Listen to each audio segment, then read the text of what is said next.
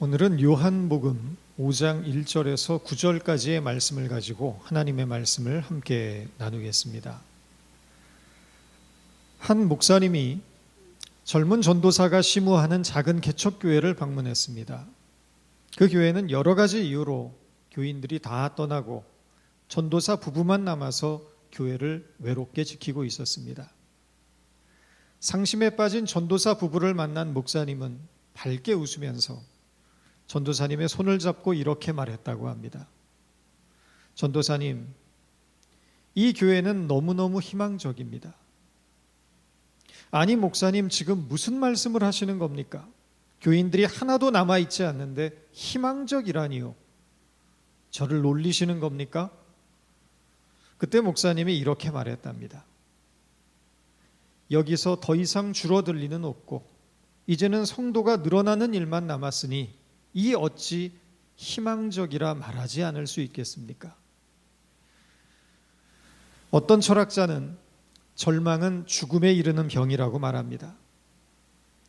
인생의 어려움과 시련이 닥치는 것 자체가 우리를 죽음에 이르게 하는 것이 아닙니다.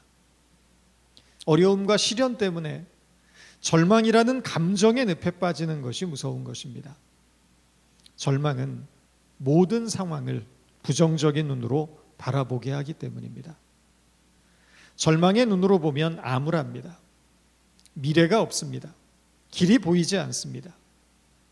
죽음만이 답인 것 같습니다. 절망이 인간을 죽음으로 몰고 가는 것입니다. 살리는 것은 희망입니다.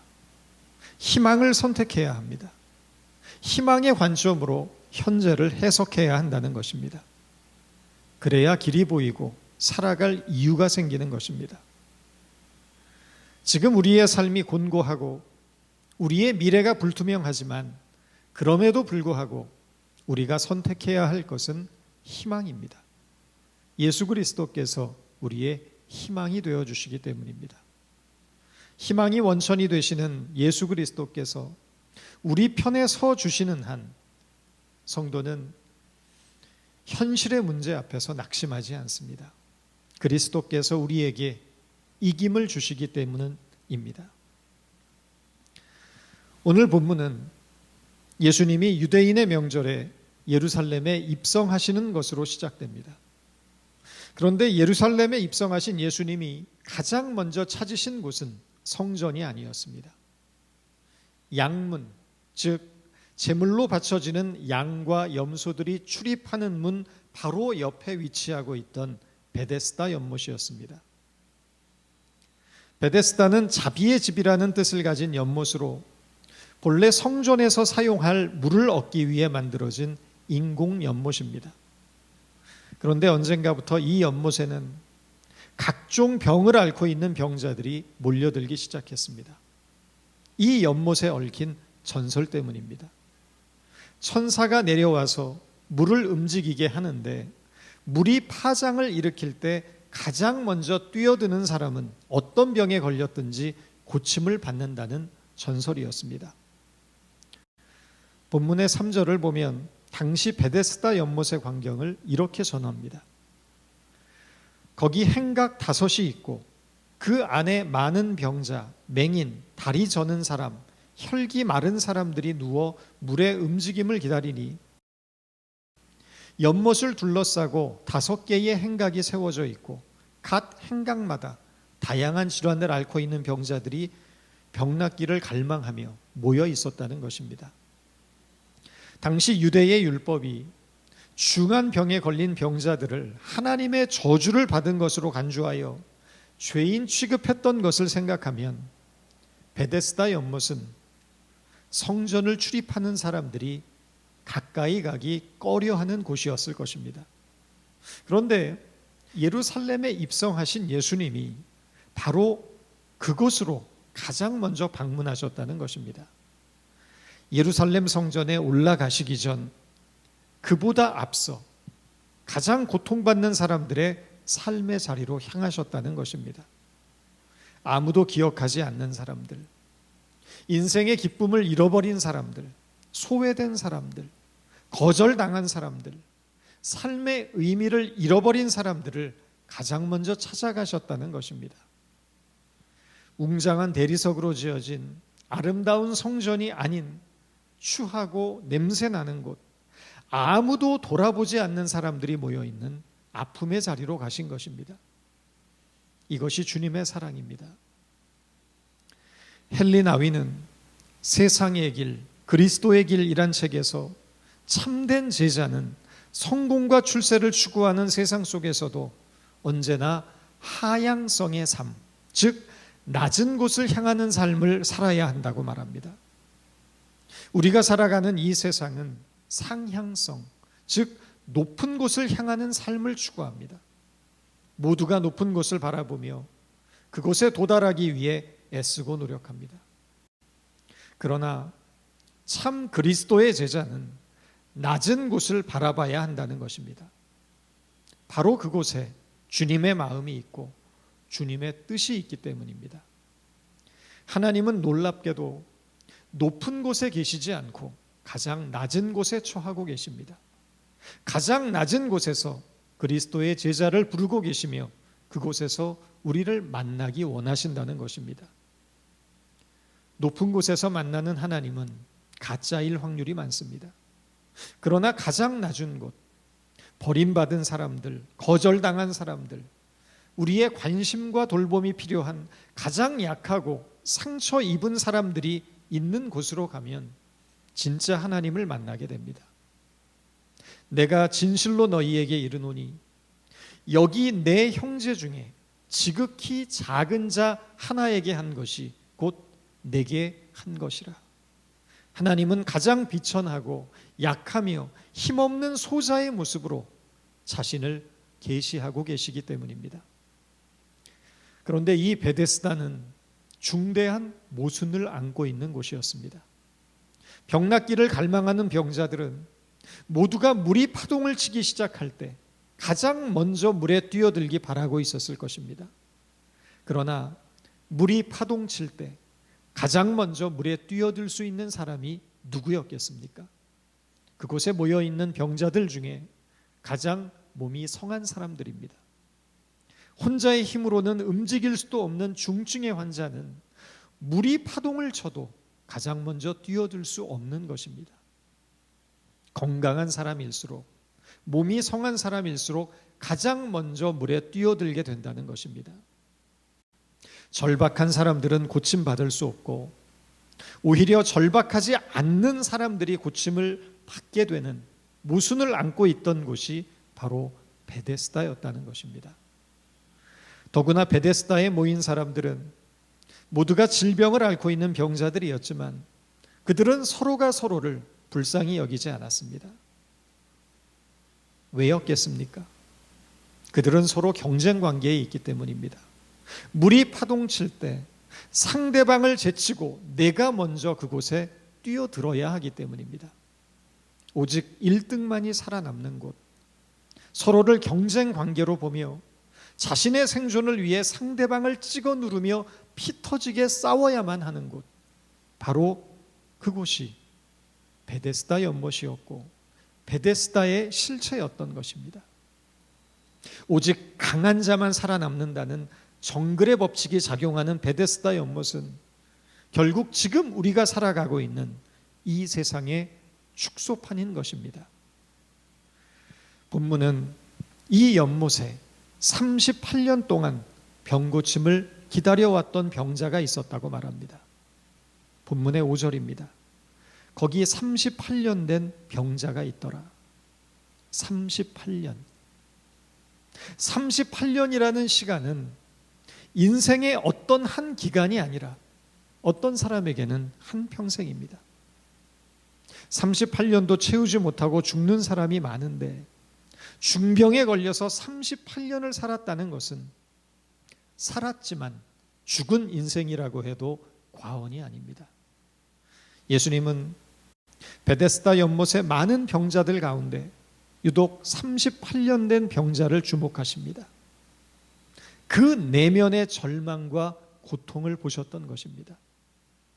고통스러운 세월을 살아왔던 이 사람에게 주님께서 질문하십니다. 6절입니다. 예수께서 그 누운 것을 보시고 병이 벌써 오래된 줄 아시고 이르시되 내가 낫고자 하느냐.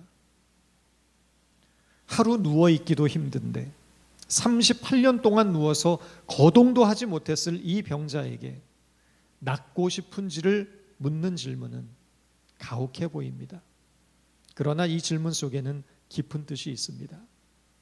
사람이 38년 동안 깊은 병을 앓게 되면 자기 병이 낫게 될 것이라는 희망도 기대도 잃게 될 수 있습니다.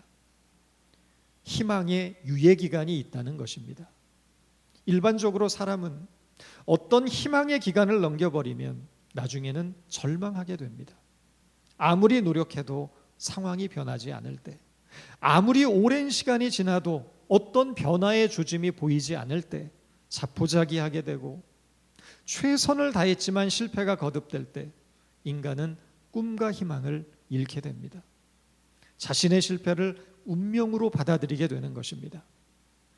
예수님은 38년 동안의 거듭되는 실패 속에서 극도의 패배의식과 좌절감, 무기력 속에 잠겨있던 병자에게 가장 필요한 것은 바로 희망의 회복임을 알고 계셨습니다. 낫고자 하는 희망과 의지를 일깨우는 것이 몸의 병을 고치는 것보다 더 중요하다는 사실을 알고 계셨기 때문입니다. 그래서 주님은 그에게 낫고자 하느냐라는 질문을 던지고 계신 것입니다. 신앙이란 희망을 갖는 일입니다. 하나님의 도우심을 희망하는 것, 그것이 신앙입니다. 주님은 우리가 현실의 벽 앞에서 좌절하고 절망하여 미래로 나아가는 일을 포기하는 것을 원치 않으십니다.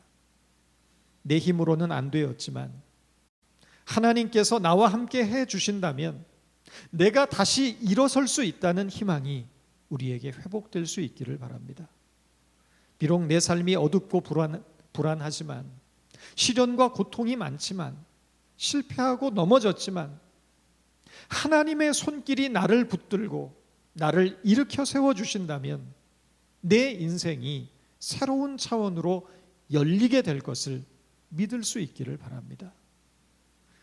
우리가 살다 보면 길이 막힐 때가 있습니다.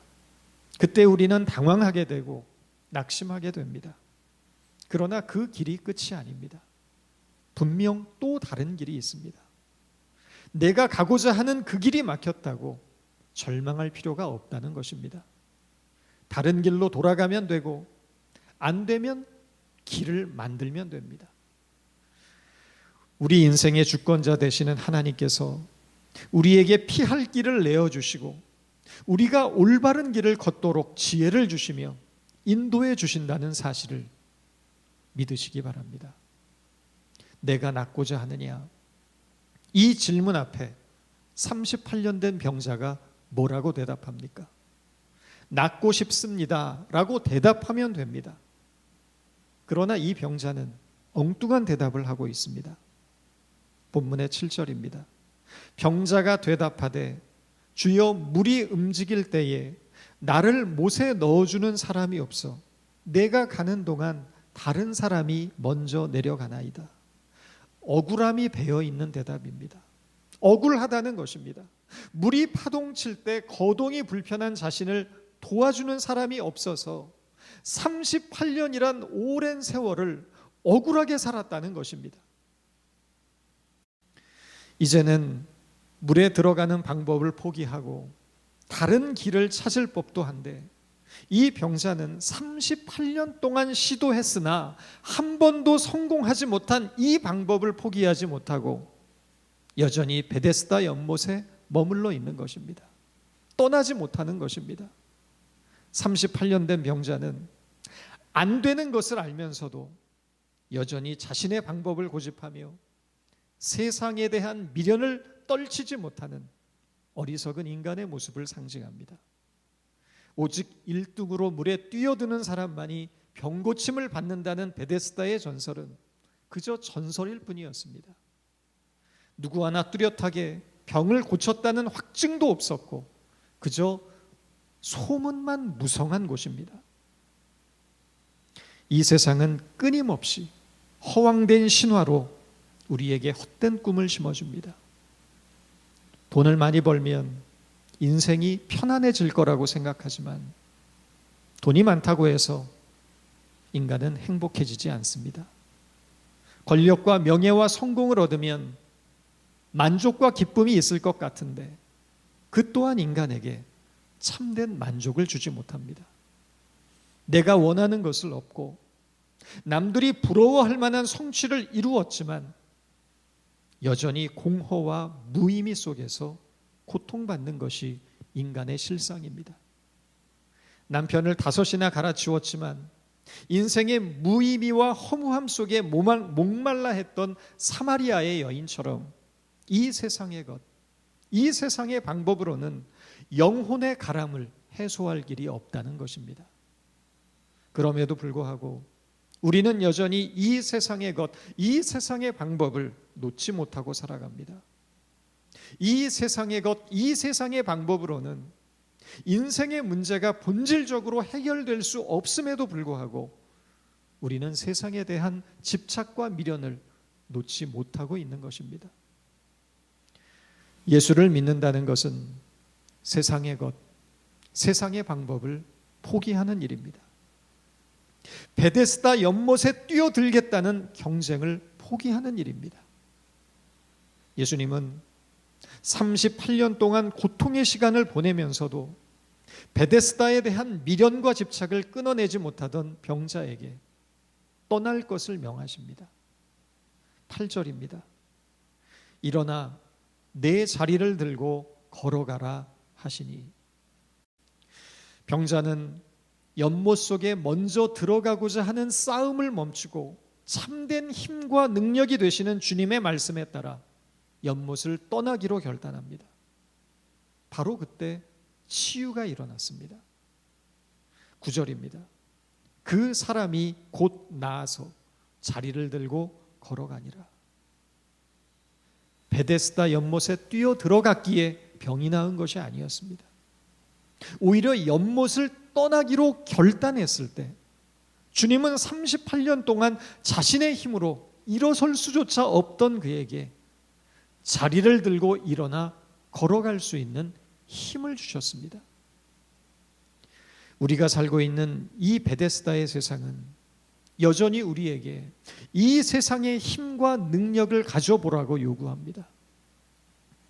이 세상의 힘과 능력이 있어야만 성공할 수 있고, 이 세상의 힘을 가져야만 상대를 이기고 출세할 수 있다고 가르칩니다. 돈과 성공과 명예가 우리를 행복하게 할 것이라고 속삭입니다. 수많은 사람들이 베데스다의 연못 속에 빨리 먼저 들어가겠다고 발버둥을 칩니다. 여전히 사람들은 베데스다가 우리에게 행복을 줄 것이라고 착각하고 있지만 그 대답은 노입니다. 우리가 싸워야 할 싸움은 어떻게든 연못 속에 먼저 들어가고자 하는 싸움이 아닙니다. 영원한 생명과 진리가 되시는 하나님께 나의 인생을 드리는 일입니다. 진정한 성공은 세상의 힘과 물질을 얻는 것에 있는 것이 아니고 하나님을 사랑하고 그분이 기뻐하시는 존재가 되는 삶을 선택하는 일입니다. 그것이 믿는 자에게 진정한 성공의 의미입니다. 그리고 바로 그때 우리의 아픔이 치유되고 회복되는 은혜가 임합니다. 땅에 고정되어 있던 눈을 돌려 하늘을 바라보시기 바랍니다. 영원하지 않은 것, 썩어질 것에 목매어 살던 마음을 돌려 영원한 것을 바라보시기 바랍니다. 진리와 생명이 되시는 주님의 손길이 세상의 것들을 바라보고 그것을 붙잡느라 지치고 상처받은 우리의 영혼을 만져주시고 새롭게 치유하시며 회복해 주시는 은혜가 있을 것입니다. 기도하겠습니다. 변함없는 은혜와 사랑으로 우리를 붙들고 계시는 주님, 약육강식의 이 세상 속에서 만족과 기쁨을 얻기 위해 경쟁하느라 진리를 외면하고 살았던 우리의 어리석음을 용서하여 주옵소서. 아버지의 진리를 떠나서는 이 세상 속에서 아무리 많은 것을 소유하고 누리며 살아도 결국 허무하고 무익한 것임을 깨닫습니다. 진정한 만족과 행복은 베데스다를 떠나 주님의 말씀에 순종하여 진리를 선택하고 주님이 기뻐하시는 존재가 되어 영원한 생명을 바라보며 살아가는 삶에 있음을 깨닫는 은혜가 우리 모두에게 있게 하여 주옵소서. 그리하여 오직 아버지의 뜻 안에서 충만한 주님의 사랑과 생명으로 살아가는 인생이 되게 하시고 날마다 생명과 진리와 사랑의 열매를 거두며 살아가는 인생이 되게 하여 주옵소서. 예수님의 이름으로 기도드립니다.